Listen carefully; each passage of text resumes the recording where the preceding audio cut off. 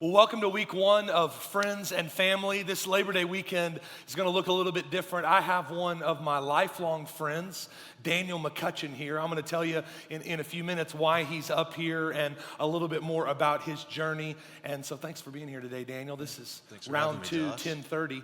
And so we're going to talk today about Christian friendship and what that looks like in our lives. And then his journey is pretty cool. He played 11 years in the major leagues. And so thankful that he's here today. Can I just encourage you, though, with something out of those announcements? Man, Family 101 is next Sunday. This is a great season to get connected to the church. If you've never attended Family 101, I teach in that environment, share vision, values. I'd love to meet you, find out a little bit more about you and how you found Faith Church. And then next Sunday, we're giving away, a free book to every family that comes. It's the best time of year, best Sunday of the year to invite someone new that lives in your neighborhood, that you play ball with, that's one of your friends to church. Next Sunday is Stronger Family Sunday. Resources in the foyer for whatever stage of life you're in, that free gift for every family. And I'm looking forward to next week, but also this week. I text Daniel a couple months ago, and we've been friends since we were about 9 or 10 years old. And I said, hey, on Labor Day, why don't you come? We're starting a series that day and really the month of September, early October, talking about friendship, talking about how friends become family, spiritual family, our personal families, raising kids. He's walking through that as well. And just to give you a quick snapshot of who Daniel is, we'll talk a little bit more about how we met each other and our friendship, then about his pro career. But Daniel played his last 3 years of college at the University of Oklahoma in baseball. He led the Big 12 in strikeouts. His senior year was second in the nation in strikeouts, drafted by the New York Yankees, played for 6 different organizations over 11 years, drafted by the Yankees right out of college, and now he lives in New Braunfels, Texas. All his kiddos will be here this next service. He has 4 kids just like us, a little bit younger. Put that picture up there of their family. He and his wife Sarah live there in New Braunfels. They have 4 kiddos, 8 all the way down to 10 months. Started a business building car washes and bringing Christ into that, which is what we're going to talk about today. But just so thankful to have Daniel McCutcheon here with us this weekend. You're going to find out why over the next 30 minutes. But will you guys help me welcome him to Faith Church? Come on, give him a big Faith Church welcome. And so glad you're here, Daniel. Real quick about our friendship began as our lives have gone, trying to be the best at ping pong. Anyway, we're probably going to play ping pong after church just because it's been a few years and we want to find out like who's still got it. Anyway, but we were about 9 years old. Our dads were playing basketball at the 12th Street Rec Center in Norman. We both grew up in Norman. And they were playing basketball, just open gym. His sisters were there. I think they had 4. We just had me and Matt, 2. All the kids were there. We didn't really know the McCutcheons at all, weren't going to church together at that time. And we were playing ping pong together, me and Daniel. And, we had 1 and 1 and 1. And this is who's the best of the 8 kids that were there that night, which is a pretty big deal if you're 9 years old, right? And so we start playing ping pong, and we end up in a fist fight, just going at it. And his sisters run out and are like, Daniel's fighting this redheaded kid. And our dads come in, pull us off of each other, and we're like, sorry, right? And about a year later, they start coming to the church. We played junior high sport. I don't remember who won the ping pong game. Do you remember? I think I won. And that wasn't our last fist fight to ever get in. I don't remember that. And so we started going to church together. Grew up in church. His dad was an elder in the church we grew up in. One funny picture. When we were about 15, they chose us as Roman soldiers in the Easter pageant play. Come on, everybody. And we felt so powerful. That was a great moment. Yeah, if you know anything about Josh, his childhood wasn't much different than he is now, as far as he does everything with 100% full passion. So I remember Chris Carmine was Jesus. We were the 2 Roman soldiers beating Jesus, and he let Chris know that you're going to go down the aisle. He told him, we are going to whip you for real. We're not going to fake beat you. So I think we drew blood, and that was the days we just had the one Sunday morning service, so one. we only Chris, beat him once. He was a bull rider. He was a though. bull rider, so he was able to Tough handle dude. it. Very tough. We wore that brother out, man. And so, again, we went to junior high together and then went separate ways in high school, competed against each other. One of the funny, actually of all, knowing that Daniel was gonna be here, our junior high football coach, his dad is called Big Dave, so we called him Little Dave, but I think his name's just David now. But Little Dave Spalding is here. He came to just kind of hang out with the junior high football team, I guess. And Troy Frazier actually grew up in the little school I grew up in, and so small world. But we played junior high football together, and it was, those were some pretty intense days. Yeah, I mean, Josh was a great athlete, and Dave will admit that. I mean, a great in junior high and high school. I'm telling you, he was, at eighth grade, it was high level. Everybody, he was 6'2" that was in that was eighth the grade. greatest year of my life. But yeah, he was the best Faith. football player, and I was arguably the second best on our team. Arguably, we had some other good athletes. But yeah, they lined us up in the Oklahoma tackling drill, and he had the ball, and I'm trying to stop him from getting over the goal line, and you're supposed to go at an angle, but we ended up like round 4, just straight onto each other. And he got up, helmet up underneath my chin, and knocked me out cold in 8th grade, like cold, like I'm out. I remember that. Yeah. You were I remember standing up, and your eyes had rolled back in your head. And I was looking at you. And that was like before we even talked about concussions. Now it's like all these protocols. Yeah, so many things are making more sense now after that, after what I went through. Yeah. And so, and then we played baseball together, which we had some good memories. I can't tell the crowning story the best of our that Josh friendship. loves. Okay, so I mean, I played professional baseball for 11 years, so I was a pitcher, and I've given up some home runs to some Just so y'all know, I'm paying him to tell this So story. to some big names. I mean, if any of you are baseball fans, I mean, Chipper Jones taking me deep, Albert Pujols, Prince Fielder, Ryan Braun, and Josh Cossey. Josh Cossey. We were 11. And Reeves Park, he took Home me run, deep. Reeves Park. But then I will, just to kind of stop talking about this, because everybody's like, is this what we're doing all day? Yes, it is. It's kind of what we're doing. We're talking about friendship. No, but our senior year, Norman High, Norman North. I went to Norman North. Daniel went to Norman High. And Coach Reese is actually here, one of our golf coaches and coaches back there. They're connected here to Faith Church. And he was razzing me about listening to this on the radio years and years ago.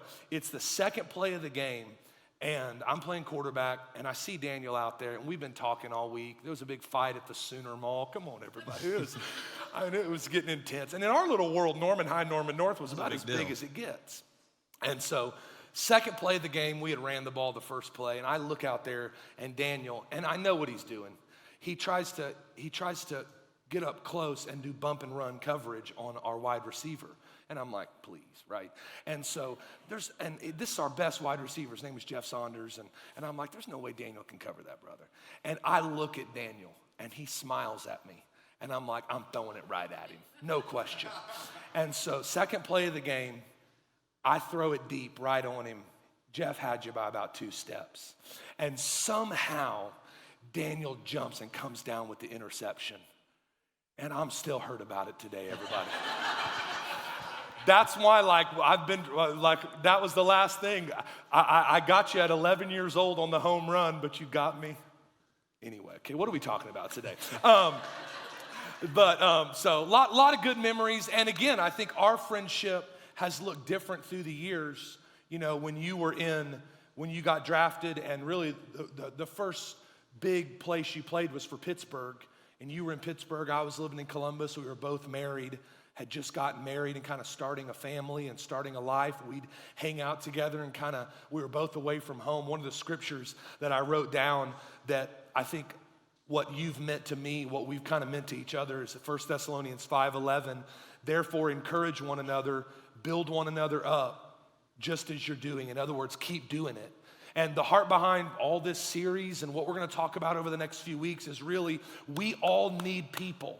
We've got to be a light in darkness, And having, Christ-centered friendship doesn't mean all your friends are just Jesus friends. But if you don't have a core in every season of your life, you won't be able to be a light in darkness. Your light will get darker and darker. And so you've got to have that core that encourage and build up and keep doing it. Encourage, build up, keep doing it. In every season, we've kind of been that for each other. We joke about Little League, and it was so cool. Some of the boys that wanted to meet you today and get your autograph, which is kind of funny, but awesome. One of the things that we've talked about over the years as we're having kids is just how we were raised. And I think that has made such an impact on us. The way your parents prioritize church, before we get to college and before we get to kind of the things you walked through, your testimony inside of Major League Baseball, what did it mean for your parents to prioritize that? And how do you think about that today as a dad? Yeah, I was a preacher's kid growing up, and then when Josh and I met, my dad just became very involved at the new church that we were at. But, I remember my mom praying over me when I was little and praying for me to be a man of God and praying for me to be a preacher and this, and I'm saying, no, Mom, I don't want to be a preacher. I want to be a baseball player. Pray different. Pray different. But, a rule that we had, and I played baseball, and I know how competitive, especially now, sports are with the select ball and all the practices that you have and all the games that you have in all kinds of sports, not just baseball. But I wasn't allowed to play baseball on Sundays. And I was pretty good in Little League. And so, for Sundays is when the championship game is played in the tournaments, and I was the guy that, your three-hole shortstop that isn't going to get to play because his parents don't let him play church on Sunday, which I hated it then. But then looking back through my career and seeing those sacrifices that my parents made, and then I got to play in the big leagues on Sunday, and I definitely looked back at that and thanked my parents and thanked God for them, making that sacrifice. And I guarantee you my dad had a lot better time watching me on ESPN on Sundays than he would have seen me go 3 for 4 in a Little League game. And it's, one of the stories that you've shared at different seasons with different groups of people as you've shared your testimony is when you actually end up getting called by OU, you're given a small scholarship, but then they meet your mom, Coach Coshell, who's at OU at that time, meet your mom and dad. Tell that story. Yeah, and it was a dream. I grew up in Norman. Oklahoma baseball team won the national championship in '94. I went to most of those games.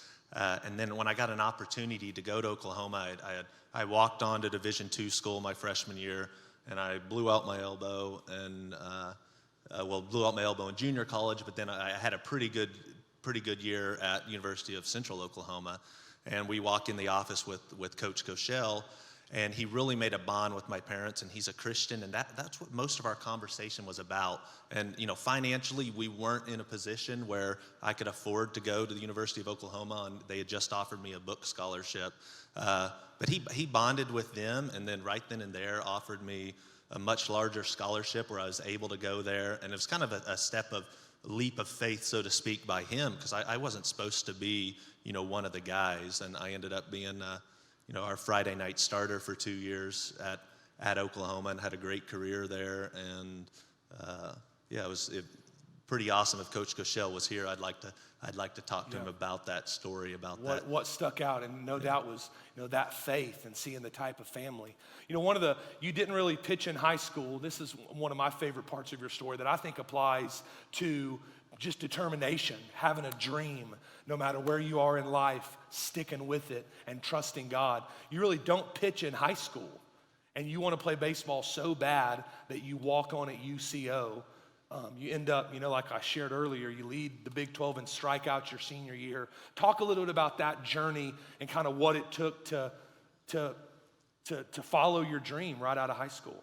Yeah, it was. I had my friends were going to OU and joining frats and doing all of this, but I loved baseball, and I didn't give up on my dream. Even I talk to little leaguers now, and they all want to be a professional baseball player. But I had the same attitude as a 20-year-old as I did when I was a 9-year-old, and just keep pursuing it and work.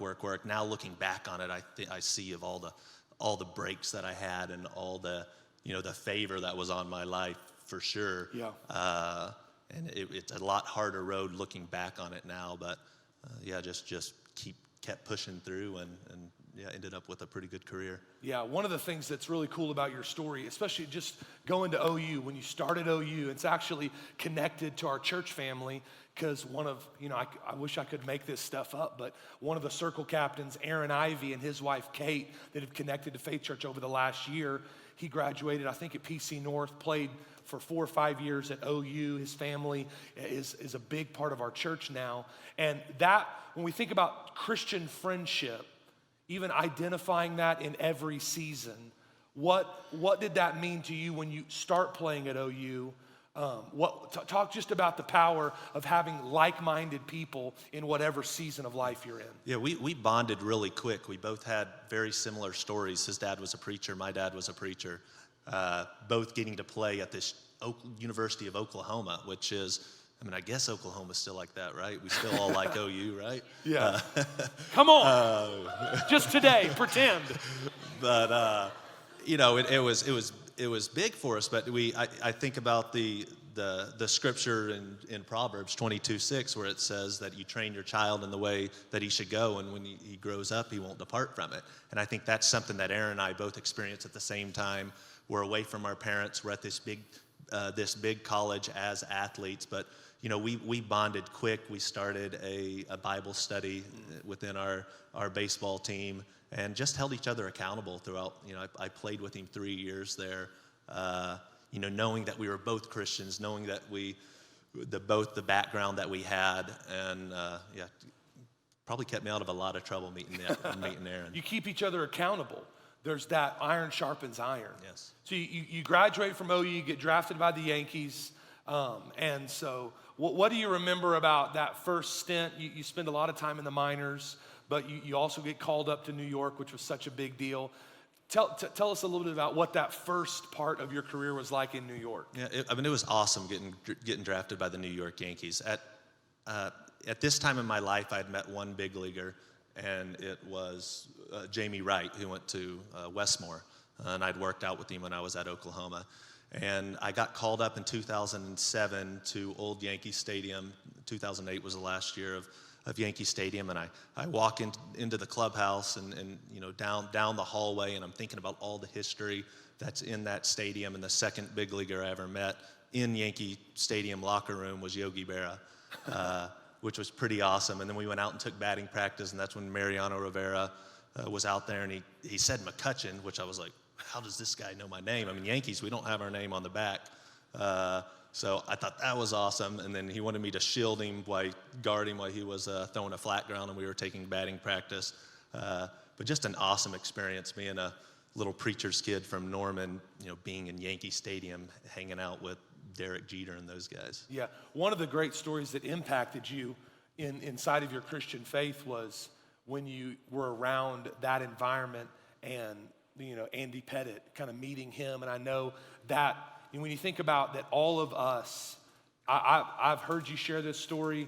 I've told people this story, when I've preached in messages to young people over the years, because it's not about baseball. It's about influence. It's about who are you and what do you do when you don't think anybody's watching, because there's so much impact you can have in those moments. Tell that story. Yeah, so Andy Pettit, a great pitcher for those of you that aren't baseball fans, played in the big leagues forever, 15 years. But he's known in the baseball community as a Christian, a standout Christian. He's very strong in his faith. But I was in the locker room, and this was right like day one that I'm there, and he was starting against the Orioles, and I was kind of hit off in the corner. And he comes in after pitching an inning and didn't do very well, gave up a couple home runs, but I got to see him get mad at himself and yell at himself in front of his locker, but it wasn't the normal, typical locker room talk. It was, "Dadgummit, Andy, get the stinking ball down. You're better than that." And he's yelling at himself and getting on to himself. And me, a young guy that's eyes are this big, I'm in the corner, and it made an impact on my life and my faith in baseball, to say, man, when no one's watching, when no one's has any idea, where you could just say anything that that inside of you're wanting to say, and for him to have that self-control and control over the tongue, I mean, for me, I said, okay, this guy's the real deal. This isn't just the show. So I've never told him that story. If I ever run into him again, I'll tell him that story. But yeah, it made a big impact on just how I acted as a baseball player. And you don't know. We're all in, the fact is, we're all in those same moments at baseball fields and around our family and where we go to work every day. You are wearing that jersey. You are representing Christ, especially if you've told people, I'm following Jesus. And it doesn't mean you have to live under condemnation if you ever make a mistake, but what it does mean is, man, we have so much influence, more than we realize. If you're in high school, junior high school in this room, people are watching, right? People notice the little things that made such an impact on you. I remember hearing you talk about when you get to spring training for the Yankees, the talk they give you, when they kind of give you your uniform and they let you know this is where you are. What was that like? Yeah, so it's 2008 spring training, and my locker was right across from Derek Jeter's locker. I mean, I'm still just a kid just having a blast. But, they get all the rookies, and we go into this room, and they have a video up there, and they're talking about the Yankees and what the Yankees mean and how you're no longer just representing yourself. I mean, you're representing the New York Yankees. And they talk about the logo, the New York Yankees logo, and how it's the second most famous logo in the world next to Coca-Cola. And we're in Tampa, Florida in spring training, so pretty much the whole talk was, when you get out of here, you're still a Yankee. And don't you mess it up, and don't get in trouble, because it's not just you anymore. You're representing the Yankees. And thinking about that story, I said, well, what about us as Christians when we're wearing that jersey that says Jesus on it, and people know you're a Christian? So you're not just representing yourself anymore. You're representing a lot more than that. You're representing Jesus. You're representing everything that we stand for. Great thing to tell your kids when they're going outside. You're the Yankees, especially as sports fans, your Yankees jersey, that's important, but man, you're representing a lot more than the Yankees. You're representing Jesus Christ. Isn't that awesome? Come on, can we give God praise for that? Really cool. Something about, I know a lot of people in this room, they may have never even heard your name. They're getting to know you today because you played 11 years.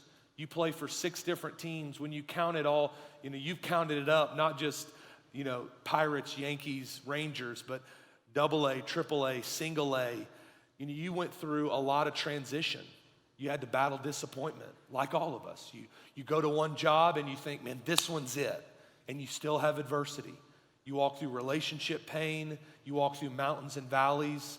Just talk a little bit about what your faith meant in those seasons, what it means to be resilient in those seasons, and kind of how you make it through the ups and downs that we're all still walking through today. Yeah, there's a lot of things that I learned in baseball and as an athlete that I've carried on into life and how I look at life. But, we always talk about baseball just being even kill. I mean, you have the highs when you're really good, and you have the lows when you're really bad, but not getting too high on the highs and not getting too low on the lows. I counted them up the other day, and I played for 26 different teams within professional baseball. Some of those might have just been for a day or two, but meeting new teammates. And I've been called in the manager's office to say, hey, congratulations, you made the big league team. I've been called in the manager's office to say, hey, you're a great guy, but we're releasing you. I've been traded. I've had it easy, had it where when I was a free agent, where 10 teams came after me to try to sign me. And I've been a free agent where nobody, and I'm begging, please, just give me one more shot. So during all of that, all of the inconsistencies in baseball and my life as an athlete, the one thing that was consistent, my family, I have great parents. My dad was always my biggest fan, my mom and my dad, and then my wife, and our relationship was consistent, but the most consistent was Jesus. That relationship was always there.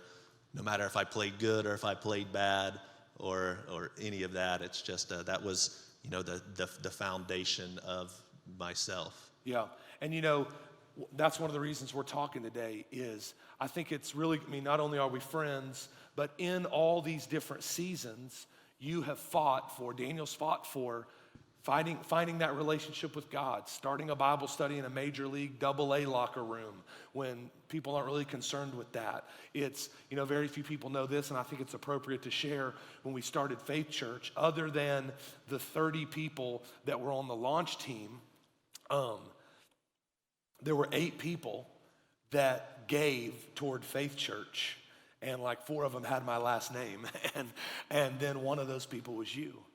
That you believed in this and believed in our phone conversations and said, hey, Josh, I want to support you. And I think even in this room, I want to just say thank you for that. Because again, it's an example of, in this window, I may be facing disappointment, or it may not have turned out like I wanted it to, but I'm still gonna trust God. I'm still gonna fight for family. I'm still gonna know that he's good, that he's been better than good to me than I could have ever been. And I've already received more than I've given. And so, today, you got 4 kids, you live in New Braunfels. I know you built 2 car washes, you're building another one, so you're in business. And what does your life look like today inside your relationship with God and your family? Yeah, well, my license plate says I'm all washed up.